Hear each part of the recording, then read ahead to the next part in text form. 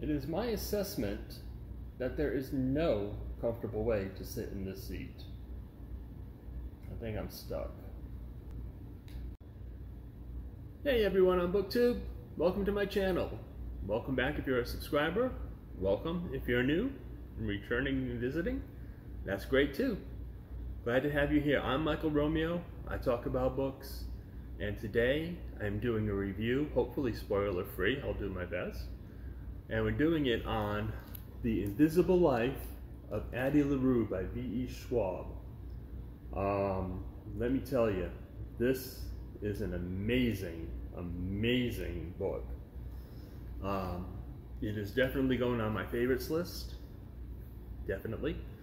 I love it when I find a new favorite. I love it when I find a book I know that somewhere down the road I'm going to want to read again. And this is one of them. There's a blurb on the back that says, "A life no one will remember, a story you will never forget." And I have to agree with that. I have to agree with that. It's a story that'll stay with me, I believe. And I know I've been thinking about it a lot ever since I read it. I finished it just last night. And all I can say is, and actually, it's not all I can say. There's a lot of things I can say. And the reason there's a little funny glip there that just happened is because when I was doing this with the book on my lap, I hit the remote control and shut myself off. Me and technology, great friends. Let me read the flaps to you on this book. Never pray to the gods that answer after dark. France, 1714. In a moment of desperation, a young woman named Adeline meets a dangerous stranger and makes a terrible mistake.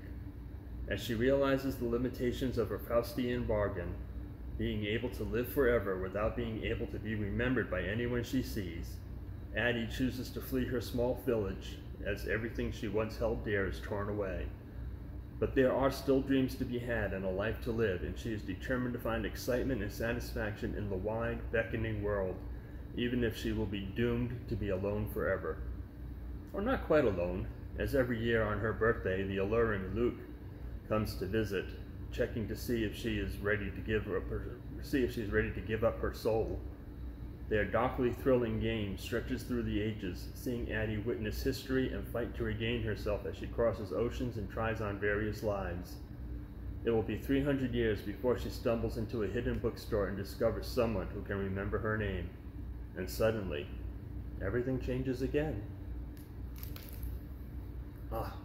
It's such a good book. Okay, now, guys, and I really mean guys here, this wasn't just the vernacular. It's a book about a woman, Addie LaRue, written by a woman, V.E. Schwab, and primarily read by women. But don't discount this as a woman's book, okay? This is an adventure story. It's a beautifully written adventure story. It is literary in its delivery, and what else is it I want to say? It's a beautiful book, but it's not a gender specific book. And I know we guys, me, and I'm guilty along with all the rest of them, we guys can easily discount books when it comes to writing something off because it was intended for women, and we'll just let the women read it, tell us about it. Don't do that in this case, because this book is a good read for men as well as women.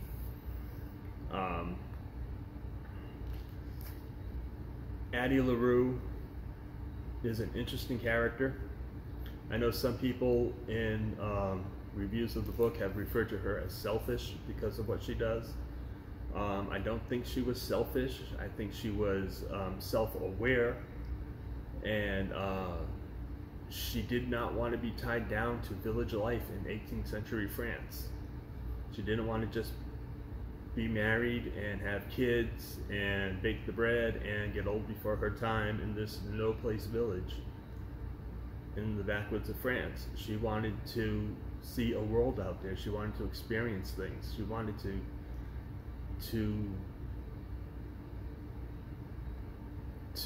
spread her wings. And in a moment of desperation, when she's about to be married off, she calls upon a pagan god and says, help me, I'll do what I need to do, just help me. But pagan gods aren't to be trusted, and he helps her, but it comes with a price. And that price is one that follows her for 300 years, and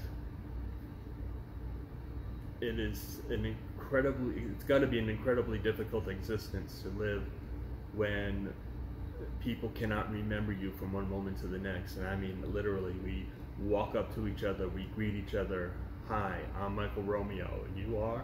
And we talk, and then you turn around to grab a cup of coffee and turn back to me and you go, oh, hi, who are you? Because memory is impossible wherever I'm concerned. That's what happens to Addie LaRue. Nobody is allowed to remember her for even a moment.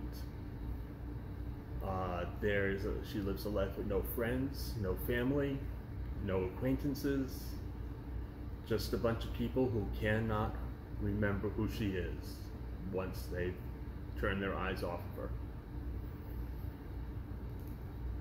But she's a trooper, she's a fighter, and she continues to live her life. And this is a life where, you know, how do you rent an apartment if the landlord doesn't remember you as soon as you step out of sight?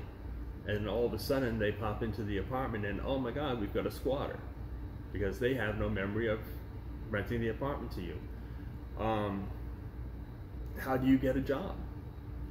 Okay, you walk into a place, you make your pitch, and they hire you and say, wonderful, welcome. You come up the next day to start work, and they don't know who you are and what you're talking about, and they think you're blinking crazy.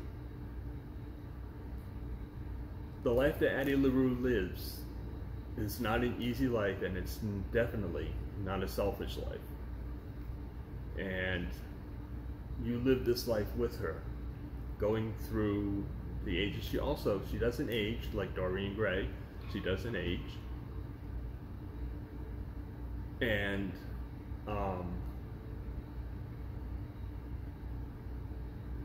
she doesn't die. She doesn't age, she doesn't die. 300 years she lives in the course of this book. The ending, I was so grateful that the ending did not take an easy way out. I thought it was going to for a moment. But it does not take the easy way out. It joyfully leaves it open for a sequel. I am so ready already for a sequel to this book. I'm sure the author has one in mind, just the way she patterned the last chapter. Our heroine. Another little glitch. A paying guest walked in. How inconvenient. How dare they? Paying guests. Oh, they think they own the place. Anyway, I'm not sure where I was. I think I was talking about the ending or the sequel. I was talking about there being a sequel, wasn't I? And yeah, I think there's definitely going to be a sequel. And I would be happy to see the sequel. This book, folks, is worth the read. I will be the first to tell you that I almost DNF'd it. Almost, because at the beginning I just could not see how the author could possibly maintain the themes and the tropes throughout 444 pages. And I was very unsure of how this was going to go. And I came very close to DNFing it until I flipped the page and something happened. And I knew that this was going to be the game changer in the book. And the very slow beginning turned into a rapid roller coaster ride. in addition to that, and I think I kind of hinted at this earlier on when I said it's got a literary feel to it. She has a magical way with the English language that is just absolutely beautiful to read while you're experiencing the adventure, while you're experiencing the romance, while you're experiencing all the book has to offer. It's also offering you just beautifully crafted writing, beautifully crafted sentences, and I wish I had taken the time to jot some of them down to read to you, but I was so involved in the story I didn't. I could just pick something at random and read it, but I'm not sure it would be exactly what it is I want you to experience from this. It's just a random paragraph. Anger flares inside her, hot and bright. Anger at Luke, at herself. But it is giving way to fear and grief and terror because she must face another year alone, a year without hearing her name, without seeing herself reflected in anyone's eyes, without a night's respite from this curse, a year, or 5, or 10. And she realizes then how much she's leaned on it, the promise of his presence, because without it, she is falling. She sinks to the floor among the ruins of her night. It'll be years before she sees the sea, the waves crashing against the jagged white cliffs, and then she will remember Luke's goading words. Even rocks wear away to nothing.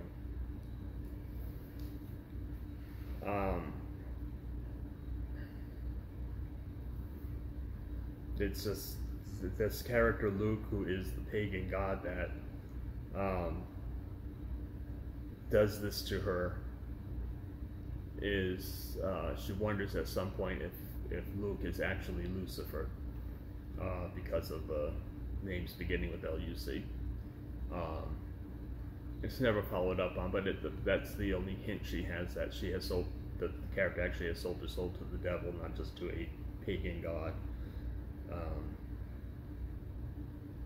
And he is there throughout the story. Even when he's not in the story, he is there like a palimpsest that just hovers behind the scenes, peeking through little worn out areas, and that darkness that always follows her, that darkness that always goads her and wants to see her ruin and wants to see her crumble and break. But our Addie is a strong woman, and she fights through for 300 years. The course of the book is 300 years, and she really is our heroine when she's doing this. I find it difficult to understand when people say they didn't like the character and thought she was selfish. I wonder how much of the book they actually read and how much they paid attention to it, if they really got the book, because that just doesn't apply. It really doesn't. She is a heroine, a hero's heroine, and that holds out right through to the last page. So, The Invisible Life of Addie LaRue, I can just keep gushing about it. I can go on for, I don't know, an hour. But I'd probably lose subscribers. So, awesome book. Awesome book. Definitely at the top of my list. It's the second one this year that I've run into that has just plowed its way into my favorites list. And that's an awesome thing to get 2 of those in a year. I gave it 5 big stars on Goodreads. The one thing that I thought was its drawback was easily balanced. The thing that I thought was its drawback was the slow start, but it was easily balanced out by the realization that this book, when it hits a certain point, takes off and pulls you along effortlessly. It's a page turner. It's a book where you go back and reread passages because of how beautifully they're written. It's a book that makes you think, makes you feel. And again, like I said, I could just gush about it for an hour, but I'm just going to leave it here now. Okay? The Invisible Life of Addie LaRue by V.E. Schwab. And just get it, just read it. You won't be disappointed. It really is an awesome read. Thanks. Amor Fati. Love your fate.